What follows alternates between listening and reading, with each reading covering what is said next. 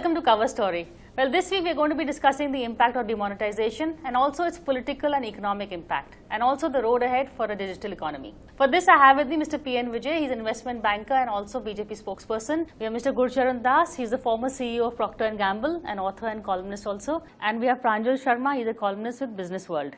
Mr. Vijay, I'll begin with you. The move has happened. There's, of course, going to be no rollback. But how do you see the impact of demonetization? Is it going to be, how is it going to affect the BJP politically? Well, that's an easier one to answer. Okay, economically. I was hoping you were not. How do you see the business 1 year from now? It's a trickier one.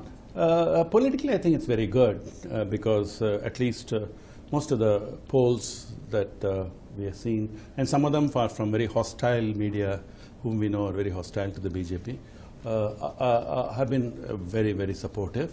There is a certain amount of, I wouldn't say anger, but frustration that things are on the ground are a bit difficult. Yes. But I think the people of India are showing so far very great maturity in feeling this is good. And I think if you look at the Indian psyche, I don't know what Gurcharan has to say about this, there is that anger which was there in India of the poor man who against this people who live in posh colonies, who go to restaurants and spend 5,000 rupees, who go in German cars. So now for the first time they're feeling these guys are also suffering.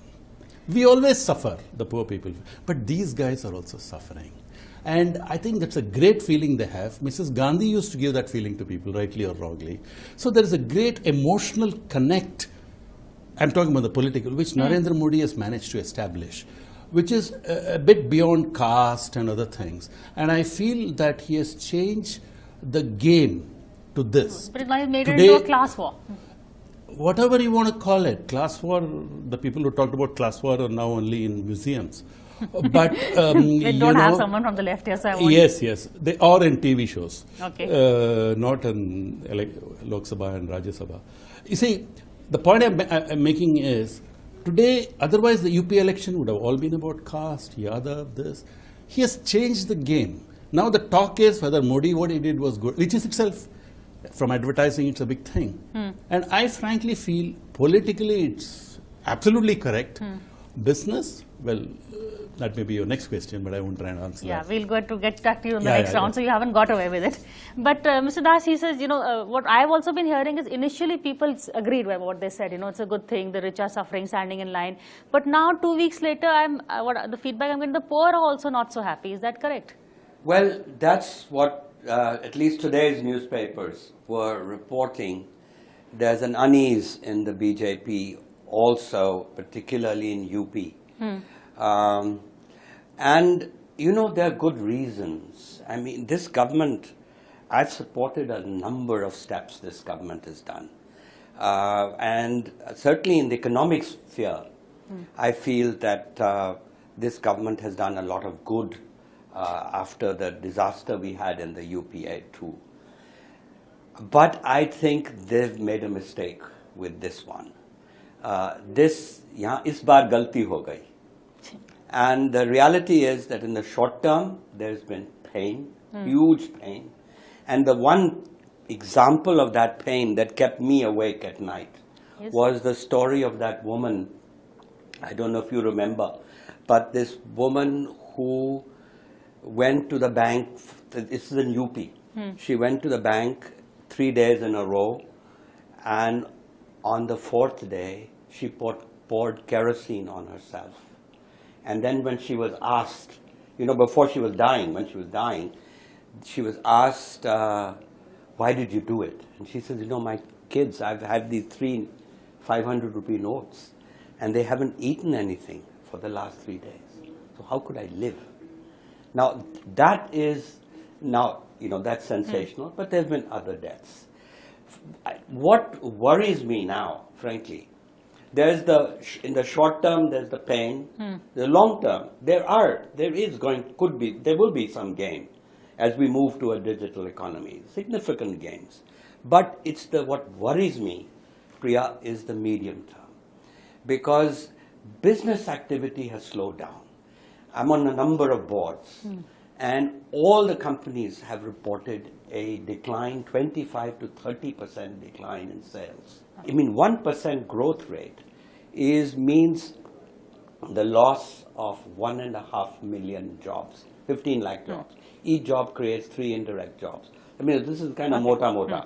And that means 60 lakh jobs, 6 million jobs. Each job supports 5 people. This is not political, right? Yeah, this is not political. We're going to let him rebut the economic part. Quickly, the political impact first. You know, Priya, I think we should look at what should happen next, and let me outline based on what our panelists said. I think the next 3 months, the government has to move at every level, from the national, state level, block level, in an emergency way to ensure that cash is available to those who need it most. In the next 6 months, I think the target should be to assuage the wounds of the people who've been hurt. Some who have been hurt should have been hurt, especially because they had kilos of cash lying in their backyards, and that has been unearthed. But it's people like this lady that he talked about, their True, hurt but is the so let me come to the next really. steps. So 6 months at least should be spent in making sure those who were hurt, they are somehow compensated in some way, either through words or through actions or through very direct measures. I think the next year or so, the government has to ensure that whatever foundations you laid by demonetizations, you have to build on those foundations. Today, what has been exposed, that our incapacity in the banks to deal with the digital work. Our state-run banks are in a terrible state. Even the private banks that you see across the country, only 1 or 2 of them are really ready to offer digital solutions. For the last 15 years, the Reserve Bank and the last 2 governments of UPA have been talking about mainstreaming the marginalized in the financial sector, how to get financial inclusion. What has happened? Nothing. Now, if this can force people to come on the mainstream, it will be a better thing. I think it's Pranjal's point is right that demonetization is over and done with. But I think let me correct 2 impressions that people have, genuine impressions that the economy will slow down and probably go into a recession. I think Manmohan Singh expressed that concern Monumental in mismanagement. Parliament, etc. But I don't believe it will happen because today what's happened? It's an artificial situation. We have pulled out about 15 lakh crores out of the system.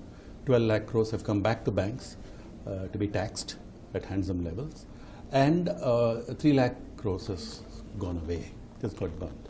So this, but we have released only 2-3 lakh crores into the system, and we have put that restriction. So there's an artificial state of affairs.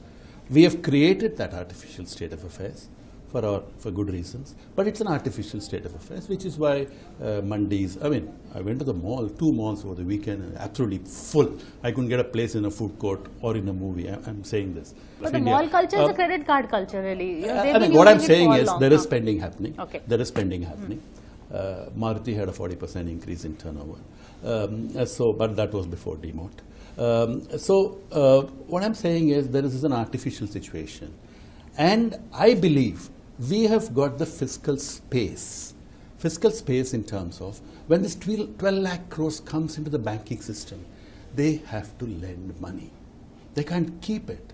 They've got to lend money. And when that money gets in, and with the roller effect. Second, when Arun Jaitley gets at least about 1 lakh crores more of income tax, and probably a special dividend if we tweak the law to allow RBI to give us another 2.5 lakhs. Do you see the fiscal space that this finance minister has? We are seriously thinking about reducing the corporate taxes. In our manifesto, we had a commitment to reduce, just like we had a commitment to take out black money. So what I see is pain. I mean, most of the research group, Morgan Stanley, Credit Suisse, are all talking about worst case scenario of 6.9 for 16-17, maybe 7.1. Because this quarter has been bad, next quarter may be bad too. But there are so many tailwinds in the economy for us, interest rates around 6%, that I think 17-18, we will have a real, genuine government spending-led growth, because private sector has been very shy. Second, Pranjal's point that we were unprepared, I think that's being very unfair. 95 crore Indians have access to Jan Dhan. 95 crores. It's the biggest achievement. The Aadhaar, which Nandan created, is a spectacular success. The number of smartphones in this country is 20 crores. So point is that yes, so many crores have Jan Dhan accounts, but the fact is that until the last 30 days, the banks and the financial institutions did nothing to even tell basic information to people that your ATM card can be used as a debit card. I talk to drivers and people who have these kind of accounts. The fact is that today this has forced the financial sector to reform itself. So I think that's a positive step.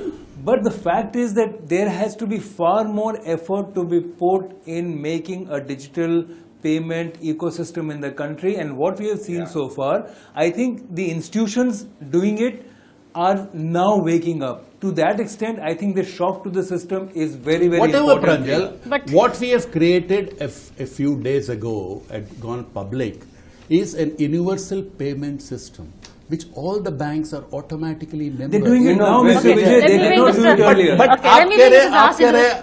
अब अगले 2 साल के लिए कुछ नहीं होगा. Now you are admitting we have done it, but we have done it only yesterday. I am not But accusing both you. can't be right. Listen, Both can't be right. I want Okay, to take let this him- discussion yeah. out of the partisan. Yeah, let's, space. because there's nobody from the opposition No, here. I think that really, if the scenario you have built comes true, that would be No, great. Goshen, you are a, My worry is, let me ask you a simple question. Don't you agree that the availability of fiscal space and the deficit going down below 3%, interest rates at multi-year lows, the currency reasonably strong, is the best prescription for a takeoff of this economy? that's the agree. positive side. No, I agree with you. I think there are tailwinds, but there are also headwinds. The headwinds of the global economy are terrible. And we can't do without exports. And our exports have been in trouble. But leave that, because I think we are a domestically driven economy. And to the extent that we are domestically driven, we are better off than other economies.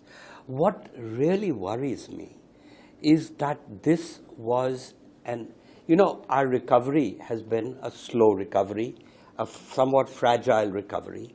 We were moving in the right direction. All the things you said, we were moving in the right direction.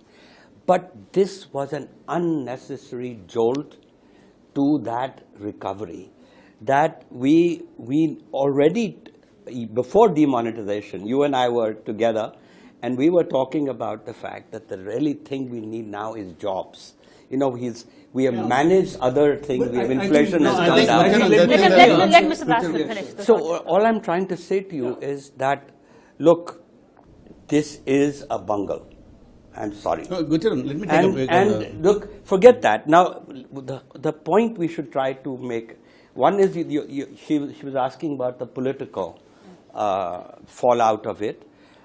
Maybe it will be not so bad, but I fear that people are going to see the fact that the rich really have not suffered, and they're going to see the fact that they have the ones who have suffered. The worry I have is the next 2 quarters. It's not, people will forget the fact they waited in queues. No, But when job losses start coming, I really begin to worry. And the reason for job losses is because so much of the economy is a cash economy. The small guys. Yeah. I mean, the good side will be that the small entrepreneur who employs 10 people, 8 people, that guy never paid tax. Maybe now he will begin to pay tax. I think there are several advantages of what has happened. I don't think the idea is bad per se, Mr. Das. No, nobody Bungling says the could be idea is only bad. to the It's fact the that maybe implement- preparing and having enough cash to pump back into the That's system. a I very think fair that is a statement. big gap Yeah. which has to be got over. I'll give you an analogy. What has happened to the Indian economy is that some of the bad blood has been taken off. There is some weakness. What we need now is a shot of adrenaline to get it back. And that is the fiscal space which Mr. Vijay is talking about. Government has the funds to now give a lot of money back to the people in their wallets to overcome their hesitancy and being It diffident has to be about done very spending. fast. So they have to fast. give It has to them be done back. very I'll tell you the other Spending thing. has to come back. I'll tell you, Yeah. let me not get very emotional about this. Mahatma Gandhi was a leader who gave us freedom. He was an idealist. He knew that the British economy would have problems. He was asked, he said, we are doing something very, very noble. Now, I think we have been 70 years, we have been talking about black money. I have gone in demonstrations against it. Kejriwal created his own party with that. Right. The elections of 2014 was fought on the corruption of UPA. I think we cannot separate the business from the moral, ethical angle. Modi has gone out and said, I will, and people were beginning to taunt him. So he tried everything. We had a VDIS. We have done enormous amount of work getting information from tax havens. But obviously that was only not worth. So therefore Modi, now, and then now he had to bite the bullet sometime. Okay. And when the tailwinds were fairly good, he decided to take the plunge. but you know, I tell you, now he's done this. Yeah. Let's not debate whether it was right or wrong or whatever. Exactly. Yes. Let's now say what, for the black money, what he has to do, what we have to do is to plug the sources of black money. Right. I'm going to take a quick break. We're going to come back and discuss what we can do to plug the sources of black money, as Mr. Das has said. And I have a feeling we're going to be talking about state funding of elections. So stay with us.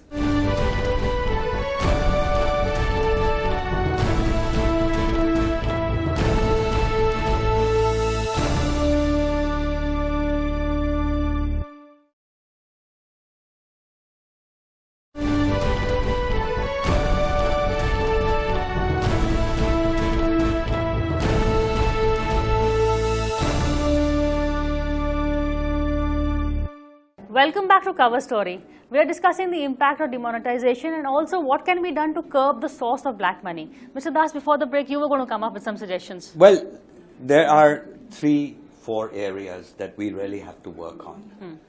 One is real estate. Second is gold.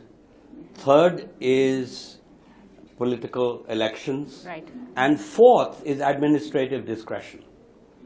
And so quickly each yes. one. Number one, real estate. In real estate, stamp duty is the main cause. Almost no country has stamp duty anymore. You know, when you go to live abroad, like my brother did, and he bought a house, at the end he sold the house, he paid capital gains tax, and he pays a property tax. And that's where the world operates. Right. And so we have to get rid of this thing. In fact, Kelkar had made this suggestion that he said merge it into GST. Second, gold. Gold, you know, we had gone into a white economy after 91. The country had moved. When our son got married, my wife went to buy jewelry. She paid with a credit card to buy jewelry for the wedding. After 2013, we had a setback because we imposed customs duty again. And this created smuggling. So you created two economies in gold. Yeah. And so the dealer had to account for that smuggled gold, and people were willing to pay cash on it. So we should get rid of customs duty in gold. Number 3, administrative discretion. This is really the ultimate cause. When a babu tries to stop you. And Kaushik Basu had a good suggestion. Kaushik Basu said that, look, make every Indian a whistleblower. Give immunity to the person who pays the bribe. Okay. Catch the guy who takes the bribe. And so in police, you know, Okay. in tax. So that's the third suggestion. And the fourth is election funding. People immediately have a knee-jerk reaction, let's have state funding of elections. I disagree. I don't want my hard-earned money to be given to people like the Thakres in Bombay and like others we won't talk about. I just find that despicable that they should have use of my money. In fact, they will just take the money and they'll still keep using black money. So the idea is remove the limit. Currently, we have this silly limit. All payments to parties should be online. And this 20,000 rupee limit should be removed. And the the parties should be forced for scrutiny on their balance sheet. I want to add another suggestion to this. I don't know if you'll all agree. Any party member that is seen misusing this or using black money, haul the party president, put accountability right at the top. What about I that? think that's a very good idea. Fundamentally, what we need, Priya, is every financial transaction should be done in a way where there is a trace. Why do a lot of people like cash? Because there is no trace, there is no accountability. Yes. Whether it's political, whether it's bureaucrats, whether it's all these income tax commissioners, all the commissioners, you know, the bureaucracy is also a big den of corruption, which everybody realizes. And after demonetization, that class has also been hurt. Lot of them, you know, there are CBI cases which are celebrated, but all of them had wads of cash in their backyards. The fact is, if you make sure that every transaction has to be done between two banks, there is trace and there is a track. Once you do that, then you will ensure that life for unaccounted money becomes far more difficult. I think both these people have given excellent suggestions, and I don't have much to add, except that to say that we have made a dent. At least that stock of black money, Yes, I it's believe, not- is not black money anymore. Maybe some other money. So I think we should not lose any time. The elections are coming, and I think two fundamental things we need in this country: accountability of the political system. Today, the political parties are not even subject to RTI. They are not subject to public accounting. You know, why can't everybody, even a small company is accounted for, balance sheet has to be filed. Why don't let them take all the money? Let us also, we including BJP in this, but let us account for it. Let Mr. Tata or Mr. Ambani give 10 crores to somebody. Let him give it openly. Priya, And I have I a get a point of shareholder's accountability. approval for it. We need total transparency and public audit of elections. Mr. Vijay, I think we are also unfair to the political world. Accountability in the private sector is very poor as well. Both of you have worked in the private sector. There is a concept of beneficial ownership of companies, which means who is the real owner of a company? Do you know, Priya, today, if you look at all the listed companies, they're all owned by other companies. There are like 20 layers of companies which are owned by another company. If you say, who is the actual owner? You don't know, because this is the way in which money is routed to tax havens across the world.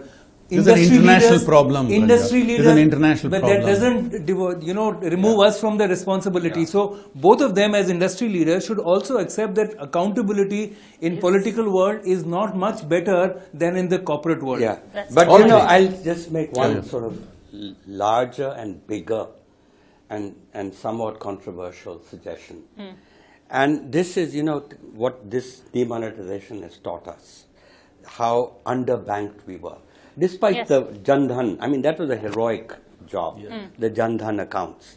But we were been fundamentally underbanked because 70% of bank assets were in the public sector banks. And there was never enough competition. You, in every area, look at, you want to buy a cell phone, you can choose from 5 cell phones. Companies run after you to give you a cell phone connection. In the banks, we're underbanked because we never gave enough